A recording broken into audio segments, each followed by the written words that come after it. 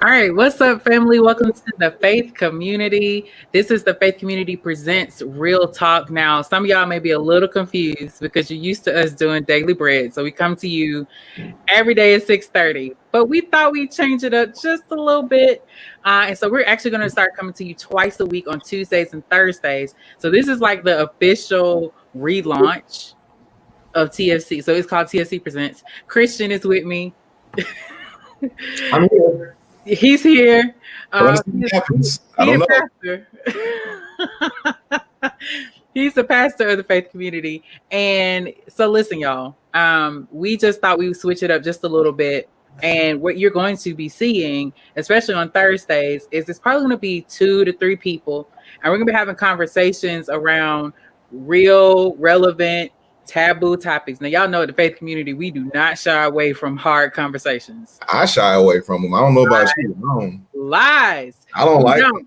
We don't shy away from hard conversations. And so we figured this is the premiere, this is the pilot episode. So we might as well come out swinging. All right. So tonight we are going to have a conversation about a new candidate for the presidency of the United States of America. Oh my. By the name of Kanye West. Do we have to? We have to. We gotta have a conversation about Mr. West running for president. If you all, and we're actually going to use the Forbes article as our base for this conversation because there was a lot in that article, Kristian. It was a whole lot. And so we are just gonna start there. So first of all, you read the article. What jumped out at you first? I don't like, there was so much, but what jumped out at you first about Kanye, Trump, and him running for president? Like, it was just a lot going on. First of all, y'all don't listen to Pamela. I don't tell lies. That's number one. So I don't even appreciate this ridicule. I don't understand. How am I the pastor of the church and I get ridiculed more than anybody else in the church? This is not fair. No, Kanye scares me because of his references to the Bible, which he doesn't even understand. So he scares me for the same reason a lot of people who reference the Bible scare me, because most of us don't understand it. Kanye West is a great example of Bible loyalty without Bible literacy. on. Like, we're loyal to a document we don't even understand. So he's, he keeps citing God. Like, it's scary. Like, it just reminds me of so many dangerous people who try to apply the Bible to everything without understanding the context. Absolutely. And if you know what I say, if you take a text out of its context, all you have left is a con. It's a con. So Kanye, much like many people in the evangelical church, mainly white I'm not gonna say white evangelicals, black too. We tend to answer everything with, well, what does the Bible say about that? What does the Bible say about that? And I just think that's the wrong question for us to be asking. I think the question that we need to be asking is, how does the greatest commandment apply here? And if we start asking that question, it might help to shape our politics. Yeah. Go ahead. No, I was just going to say, so for people who, if this is their first time logging into the faith community and they don't even know. Uh-oh. What happened? Marielle, you better not leave me on here by myself. Ooh, you better not leave me on here by myself. All right. So if Marielle doesn't come back, I think what she was about to ask me, y'all, is for people who are not familiar with the greatest commandment, like, what does that look like? So let's deal with that. We'll see if Marielle pops back in. Greatest commandment is a message given by Jesus throughout the New Testament. in the Gospels, and it's reinforced all throughout Scripture. Jesus said the greatest commandment is to love the Lord your God with all of your heart, your soul, and your mind. And then the second part is equal to it, to love your neighbor as yourself. And God says everything in the law and everything in the prophets hinge on these two right here. So what Jesus is actually saying is nothing matters if we don't look at it through love for God, love for neighbor itself. You can't even understand love for God if you try to separate it from love for neighbor as self. So when we talk about what it means to like love God and what it means to serve God, when we throw this God terminology around, we really need to be asking ourselves, so what does that mean? How do we like literally apply that? And I feel like people like Kanye, who are just throwing God all over the place, and I go by what the Bible says, they don't really even understand what Jesus was talking about. Because you can't love God fully if you don't do it through the lens of loving your neighbor as yourself. So, you know, Kanye talking about vaccines are the sign of the beast. And I get it as Black people why we have concerns with vaccines. Vaccines were literally used to poison us in the history of this country. I get it. Like, that is an egregious sin. And then there's a major problem because that sin is not acknowledged by our country oftentimes. It's like it didn't happen, which is, you know, my whole perspective on white supremacy right now. It just morphs into these different things. But I feel like we do have to look at where we are right now. And I think Marielle is back. Yo, don't you do that to me again. What's wrong with you? Okay, so first of all, it's about the storm over here, and the thunder and lightning decided, oh, you know what? Let me play with her Wi-Fi while she's trying to be on a broadcast. I mean, you had me nervous. Lord.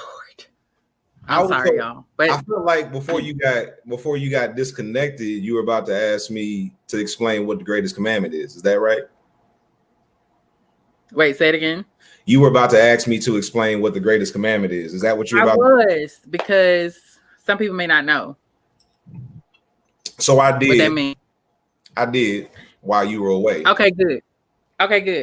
Yeah. So I'm gonna be real with you. So I was reading the article and bullet points from the articles. They broke it down in sections, which I appreciated because I think that his thoughts were kind of like all over the place. So they had to give it like titles and such. And it just further proves for me what I think about. Well, first of all, let me say this. I have this belief that white evangelicalism is heavily rooted in white supremacy, right? I do. That's number one. But I think it further shows me what you were talking about in relation to his viewpoint of the Bible, of, you know, having loyalty to it, but he doesn't really have literacy when it comes to the scriptures. It further shows me that you do not have to be white to perpetuate white supremacist ideologies. And that was what I caught. And there, because he said something about Trump. And I want to see if I can actually pull it up because I want to get this right. They asked him on his previous support for Trump, and he said, Trump is the closest president we've had in years to allowing God to still be in a part of the conversation. Yo, that joint had me bugging. That had me bugging. I said, now what? But it's this idea. It's what I was telling you before we went live. Like I was telling Kristian that I saw this article that was saying to stop calling it white evangelicals that are supporters of Trump. This person was arguing that we need to call them white nationalists. I gotta be honest, in a lot of ways, it's both, because white nationalists, a lot of times, I feel like that is their theology, but they use white evangelicalism or Jesus, God, to justify. So I have this theory. I think when white evangelicals like to perpetuate the ideology of white Jesus, that's a whole different topic, right? But I think white Jesus validates white supremacy being holy. And so you see those things being married with white nationalists, white supremacy, white evangelicals, it kind of a lot of times all goes together, because to me it's most times at the root.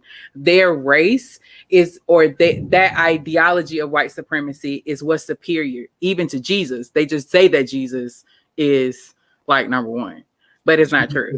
Jesus is the conduit for their supremacy, basically. Yeah.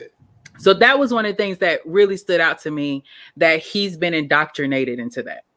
Absolutely. Like, many of us have. Like, he has definitely been indoctrinated into that. But even his viewpoints on race, right?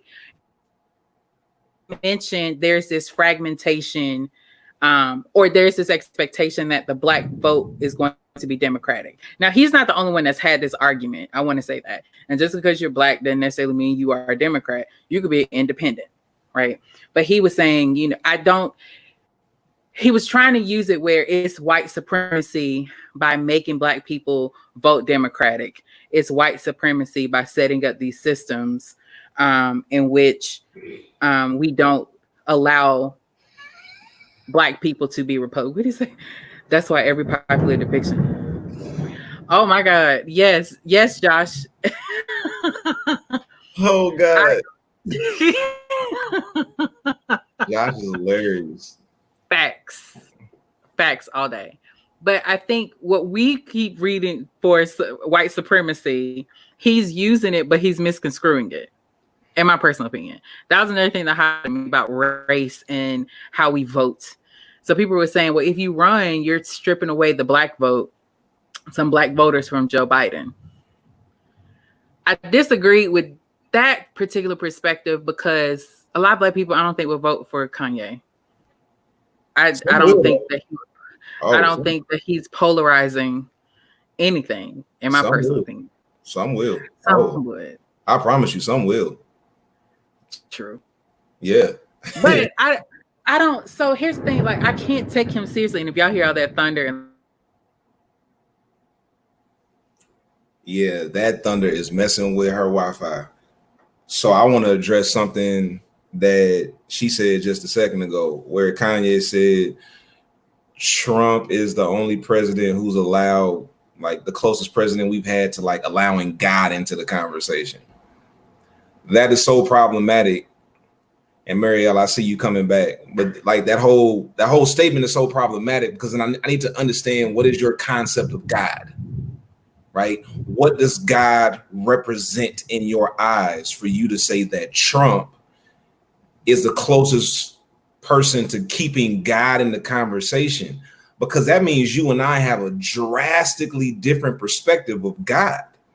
Now, if you base your idea of God on your understanding or lack thereof of the Bible, then sure, anybody can be a representation of God. Hitler was a representation of God for some people. And you can make arguments for why Hitler could have been a representation for God if you just go by what the Bible says, right? Because you can use the Bible to justify any argument you want to make.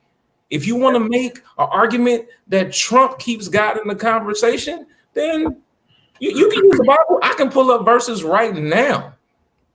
So you can make any argument that you want to make. So for me, it goes back to, what is your basic understanding of who God is and what God desires to see creation live out, what God desires to see in creation. Absolutely. So for me, it always goes back to greatest commandment. I can't just say the Bible. The Bible's too expansive. It's too loaded. It's too complex. It's too contradictory at times.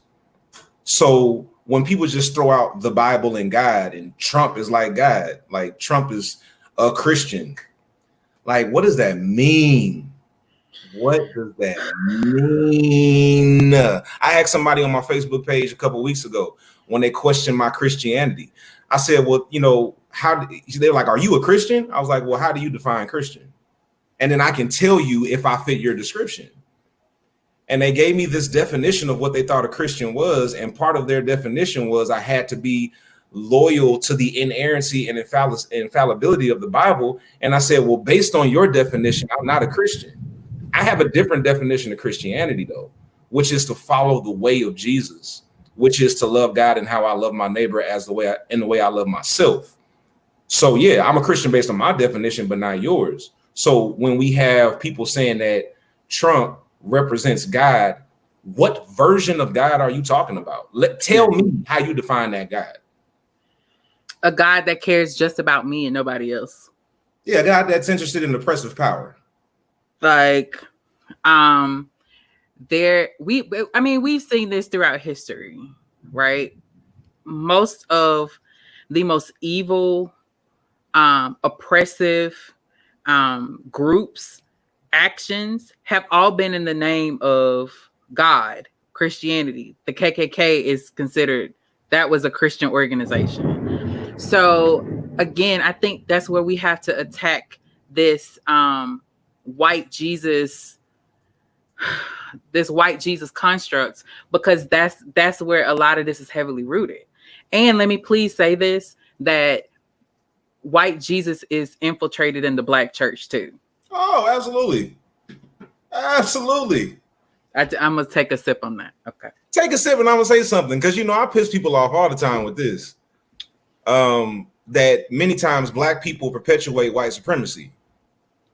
So I made somebody real mad last week because I talked about, I said something like black people who claim that Christianity is the white man's religion are really white supremacists in disguise. Because for you to give credit to white people for creating a religion that was established in the northeastern realm of Africa. Look at a map to see where Israel is, to see where Jerusalem is. It's northeastern Africa.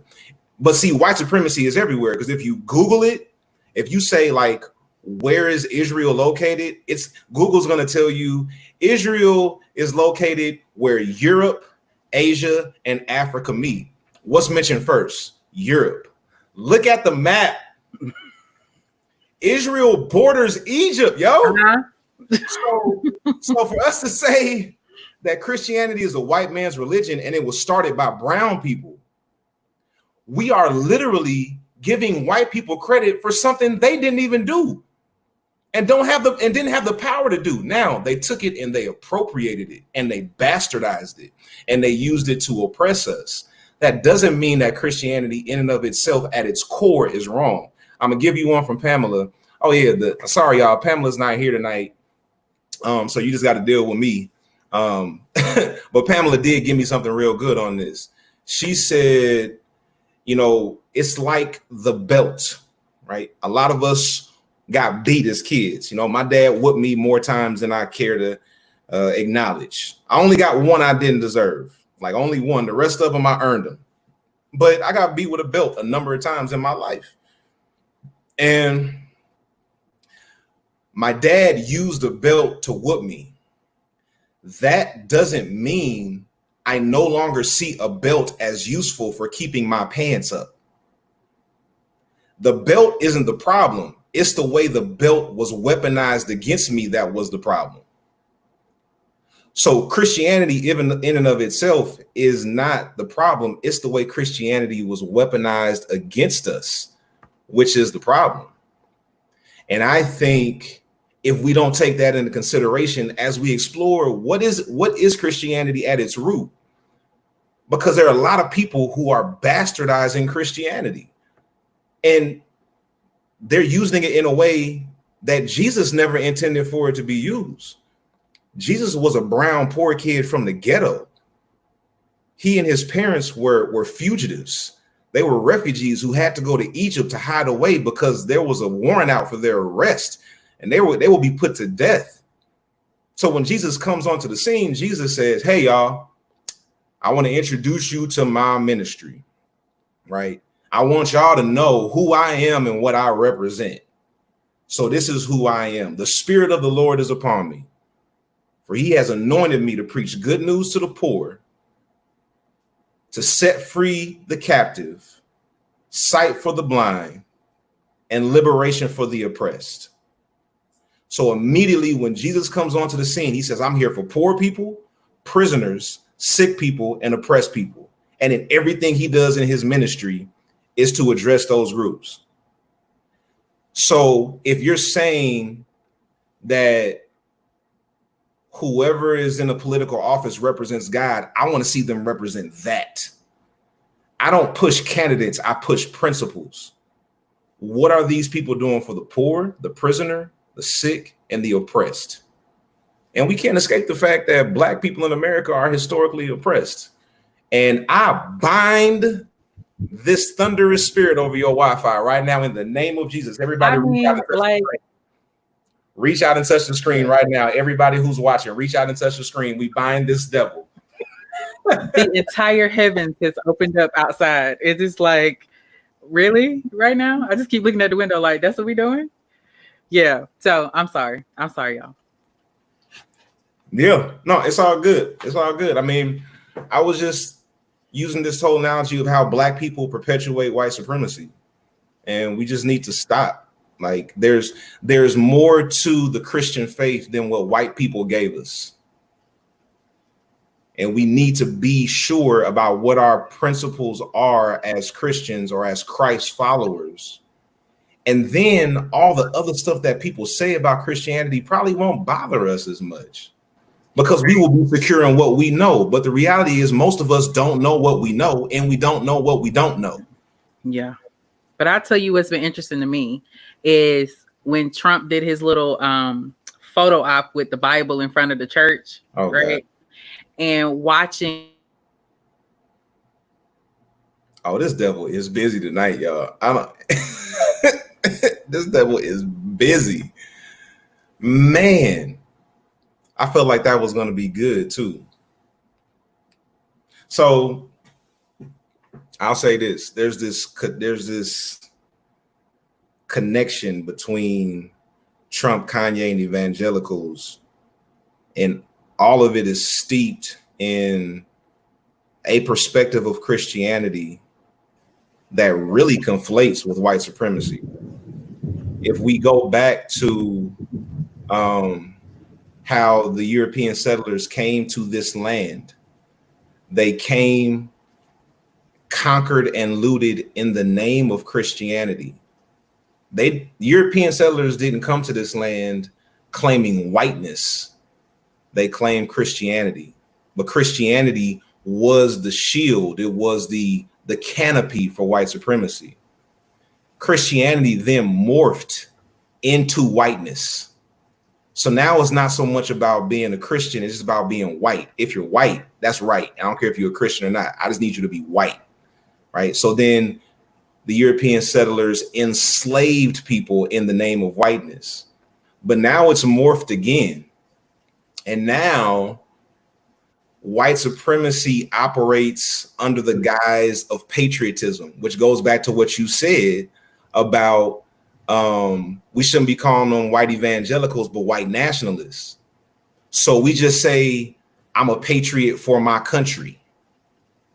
And that's the guise for white supremacy now. Patriotism. I see it every day. This is America. It's heavily in the white church. Oh yeah. I mean, think about there are more American flags in white churches than most times anything. You see, it's like there is this cross pollination of Christianity and patriotism. Yeah. It's so heavily embedded in white evangelicalism. Heavily. I wanna read something. So for those of y'all that don't know, Marielle is our worship leader at the Faith Community, and she's amazing. If you like the way she talks and delivers and you listen to her podcast, you should hear her sing, because I can't really determine which one she's better at. She's just amazing at both. So she's saying this portion of Battle Hymn of the Republic. We know it is glory, glory, hallelujah. So she's saying that the last time we had worship, and she told us some of the backstory to that hymn. So I went and looked up the lyrics. The backstory to Battle Hymn of the Republic is that the lyrics were written by a female abolitionist in the 19th century. So she wrote Battle Hymn of the Republic as a critique of American oppression and a war cry for liberation. The third verse that she wrote completely pushes back against the idea of white nationalism and patriotism having any place in the Christian faith. This is what she wrote. This blessed me so much. This was the third verse. She said, "In the beauty of the lilies, Christ was born across the sea." That's number one. "With a glory in his bosom that transfigures you and me.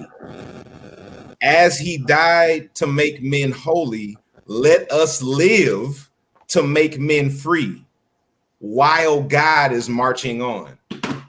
Come on, man. How she know that in the 19th century and we still trying to conflate Christianity with Americanism? Get out of here.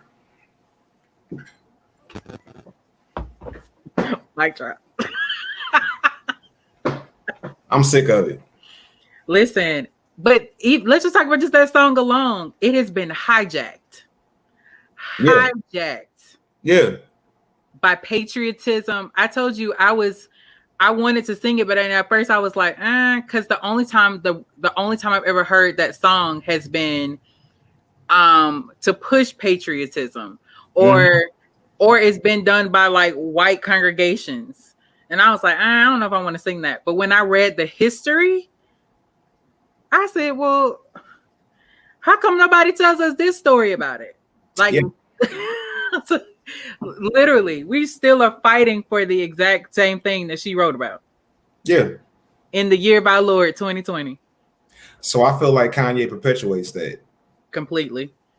And I mean, if you read what he's talking about, you'll immediately see he's perpetuating that whole idea of the white supremacist brand of Christianity, but he's trying to convince us that he's about black people. Like, no. And can I just bring up that he just registered to vote a week ago? Yeah. And he refuses to run as a Republican because he doesn't want to run against Trump, but he's not for Trump anymore. He just decided that like 2 months ago. Like, wait a minute. So Trump been doing what Trump been doing in the office since 2016, and you decided to stop supporting him when he hid in the bunker? That lets me know everything I need to know about you. Absolutely. Absolutely. And for me, it's that all of this, even if we just go by Trump, let's just take him, forget Kanye for a second. When I think about you saying you want to grab women by the private parts, when I think about you saying that Mexicans are rapists, when I think about you making fun of a disabled reporter, when I think about you locking kids in cages and separating them from their families, when I think about you instituting a Muslim ban, when I think about you being racist and just completely sexist in so many different ways, it's like, what else has to happen for y'all to be like, this isn't God? Like the one thing, that's the point I was trying to make earlier, the one thing that got evangelicals really upset was him doing a photo op with a Bible in front of a church. That's the thing that you choose to distance yourself from. Notice in all the things that I just said is for marginalized and disenfranchised people. So you cannot tell me that whiteness is not the center of white evangelicalism. Because if whiteness wasn't, those things would have completely turned you off before he even became president. This was half the stuff he did before he was president. Yeah. So nobody can convince me that white evangelicalism does not center whiteness. It just, and white supremacy. White Christianity in and of itself centers whiteness. You have to, if you're a white Christian, you have to be very intentional to not center whiteness in your Christianity, because American Christianity was built around whiteness. So there are a lot of people who are practicing it and don't even realize it. I mean, Josh just I'm gonna put his comment back up real quick. I just read that verse, the Battle Hymn of the Republic. He said white people don't sing that verse. 20 years in white churches and he never heard it. Wow. He never heard it because white Christianity centers whiteness and people who are born into it and conditioned in it don't even realize what they're practicing. The same way I didn't realize that my Christianity was steeped in patriarchy and homophobia. Yeah. Until I got exposed to something else and was like, oh, wow, I've been practicing this all my life. Wait a minute. I need to make a change. Yeah. I told you this was going to take, I told you we could talk about this all night. You know, our time is already up, right? I know. Yeah, I told you. I hate it. But I want to say to Josh's point, Josh, let me know in the comments real quick. When your congregation would sing Amazing Grace, did y'all ever sing the second verse, or did you sing the first and the third verse? I remember I was taking a class of gospel music, and my professor asked me, he was like, you know, why do you think people, he said, how do most of my Black students know the second verse to Amazing Grace, but my white students don't? And I said, because it's based off of experience. I said, if you read the second verse to Amazing Grace, it says, 'twas grace that taught my heart to fear, and grace my fears relieved. How precious did that grace appear the hour I first believed. I said the third verse of Amazing Grace talks about heaven. So it allows for, it just goes to show what I'm saying. Like totally white evangelicals, typically it's heaven, it's me, it's the individualism of Christianity. And there's never the collectiveness. There's never the everybody. There's never the marginalized, disenfranchised. None of that. So yeah, this got to be a part 2. Well, Pamela just said it. Can we get Pamela to join us next time, maybe? Since she was. I'm just saying. Can we get Pamela to join us? Yeah, we just called you out. And shout out Mama Randall. Mama Randall, we love you. Listen, we do. Mama Randall, the next time we worship, I'm gonna find a way to work in a song where you can play that tambourine, because I need to hear you. So we're gonna do something with the tambourine, Mama Randall. So there's your answer from Josh. Yeah, and that was what we found. Is a lot of the white students had never even heard the second verse, or they may have heard it occasionally. They didn't know it verbatim like they did the third stanza of that. Mm-hmm. But anyway, so yeah, we may have to do a part 2 to this. I'm game. So y'all come back next week. I pray that I will not be having issues like I did tonight, but I'm sorry, the heavens decided to open up and it's like a monsoon outside right now. Lord. So meet us back here. We're going to come to you live on Tuesdays and Thursdays at 7:30. If you kind of just want to stay in the know about what the faith community is doing, I need you to type disruptive to 31996. You can text it to 31996, the word disruptive. Join us Saturday. Kristian, I always get this wrong. Lockdown lessons. Is that right? Yeah, lockdown lessons. Yes, I got to write this down. Lockdown lessons. We have something called Bible and Beyond. So we take deep dives into things. Again, I told y'all, we do not shy away from taboo topics, hard conversations. If you're looking for a community just to grow, please do. If you love what we're doing here at the Faith Community, we would love for you to invest in what we're doing here. And so these are the ways that you can give. There's no amount too small. And so we thank you guys so much for tuning in tonight. I hope that this was a good treat for you. And so meet us back here next Tuesday and next Thursday, 7:30 p.m. Yeah. And so I hope that Kristian, I want to say something real quick as a little preview for lockdown lessons. He's so excited. Yeah, I'm excited. I gotta shout out my man Timothy Carruthers, who gave me this idea, and this actually ties in with something you said a minute ago about how people took their time making a decision about their shift away from supporting 45 Trump. And the reality is a lot of people didn't stop supporting Trump until Trump did something that was directly offensive to them. And as long as he offended other people, it was okay.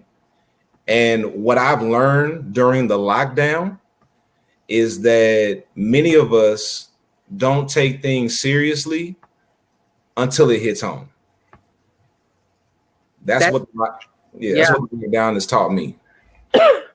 Well, I will say this: we may have to do one of these days a whole talk about individualism in Christianity and how it absolves from cultural responsibility. Okay.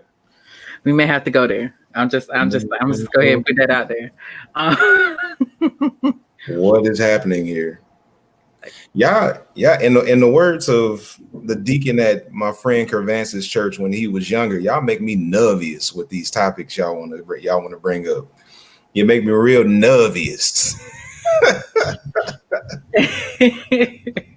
But I will say this, and I'm gonna do a plug to somebody. I love podcasts. There's a great podcast called, well, first of all, listen to Holy Smokes podcast because that's our podcast. And please understand, there's just some disruptiveness going on that podcast, so you might want to listen to that. But there's a really great podcast called Reclaiming My Theology, and it really is talking about reclaiming your theology from white supremacy. It's excellent. And there's an episode that talks about individualism in Christianity. Highly recommend you listen to that. If you just kind of want to take a deep dive into what that means. But I think we should go there on Real Talk. We'll be here next week. Y'all come back and join us next week because it'll be different people from week to week. But I guess Marielle and I were a little bit zealous and we signed up for 2 weeks in a row. So we had a lot to say. We got a lot to say. Well, we'll make it happen. All right, y'all. We see y'all next week, next Tuesday, Thursday. Peace. All right, peace out.